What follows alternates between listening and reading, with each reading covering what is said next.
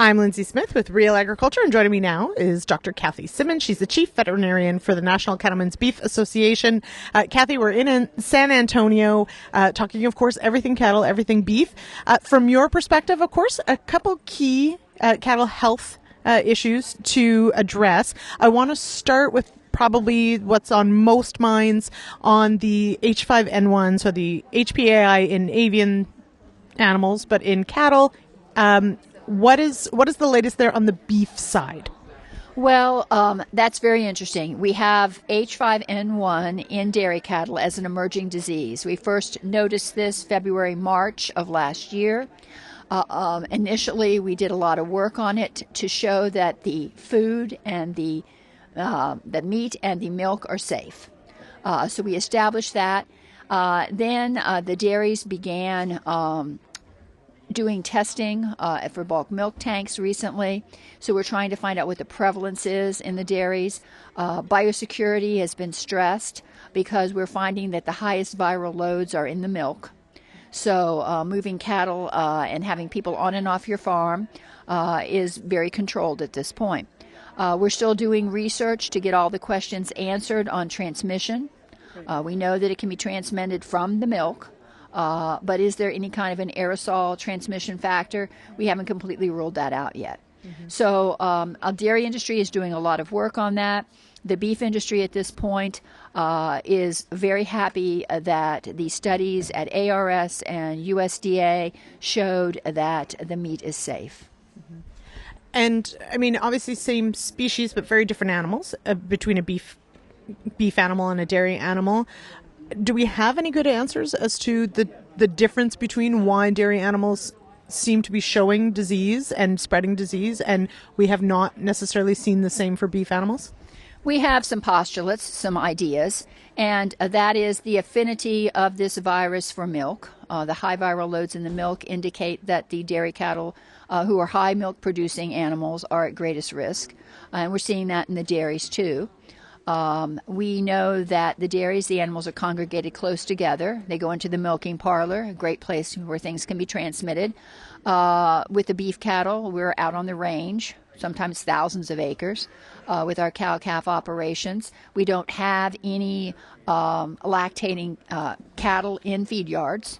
So at this point, I think it's a matter of how the animals are currently raised and what the risk factors are. Mm-hmm. Now, a fun, if you're into insects discussion, is the screwworm discussion. What is the screwworm? And I understand it's a New World screwworm. What is this beast, and how concerned is the U.S. industry about screwworm? Well, New World screwworm is a harmful pest that we haven't had in our country since 1966 when we eradicated it. We did have an episode in 2016 in Key Deer down in the Florida Keys, but it was very focal, and in 6 months we were able to eradicate the pest.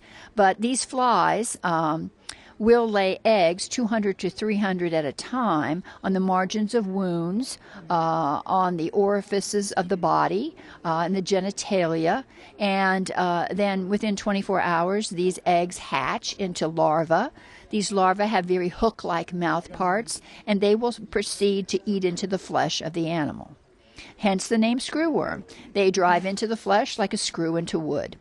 So they will feed on these animals, and if undetected and untreated, an animal may die in 7 to 14 days. So you have to, if you have these infestations, you have to really be monitoring your animals, using, pesticidal products, treating appropriately. So they are a real problem. We have closed the border. We closed the border to Mexico for cattle because these screwworms came up through Central America from Panama and into Mexico. Mexico eradicated this problem in 1991. So they hadn't dealt with it for a while either.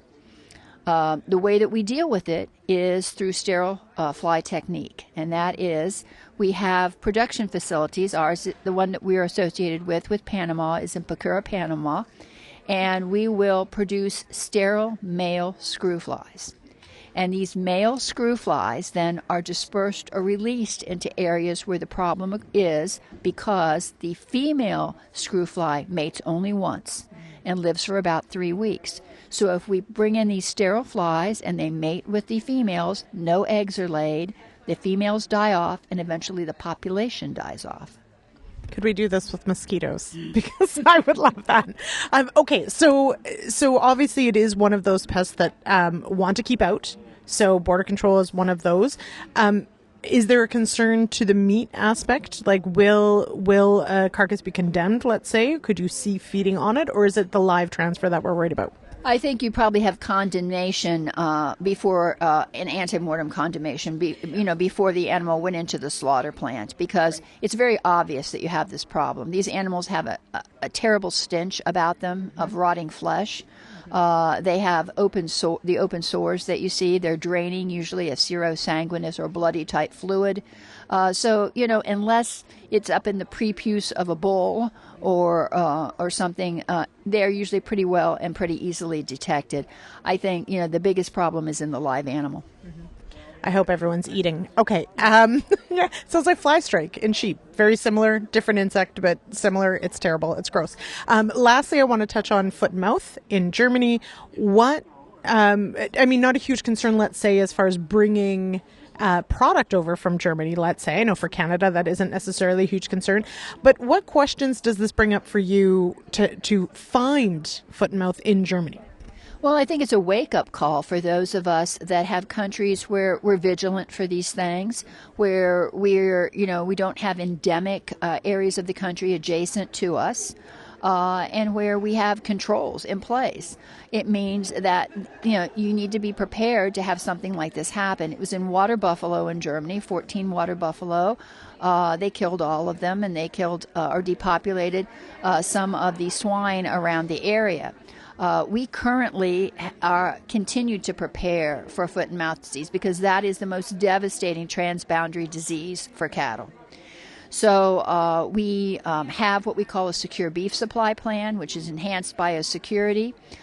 We have worked on a project with the National Animal Disease Preparedness and Response Program funding, where we are increasing our outreach on this project, where we're making sure everybody has a biosecurity plan, and B, an enhanced biosecurity plan in the event of a foreign animal disease, because there will be movement controls, and these things need to be understood before you're in the crisis. Canada has similar as well. What does foot and mouth, because we've already ruined everyone's lunch, let's just keep going. What does that look like in animals? How is it spread? Well, foot and mouth disease is highly transmissible from most body secretions and aerosol. And these animals have vesicles or sores, and they're usually, in the mouth and the tongue. So they may be sitting, salivating, these animals. They have them around the coronary band of the hoof. And it's in cloven-hooved animals. So, your cattle, your sheep, your goats, your deer, those are going to be at risk for foot and mouth disease. Okay. Sounds delightful. It really doesn't. So really key, exactly that. I think that review of the biosecurity plan, an enhanced biosecurity plan, and certainly to be aware should something like this occur. I know that our countries both certainly are trying very hard to make sure things like this stay out, like we see with African swine fever, etc. Never a dull moment for your role. So thank you so much. Thank you so much. Pleasure to talk to you today.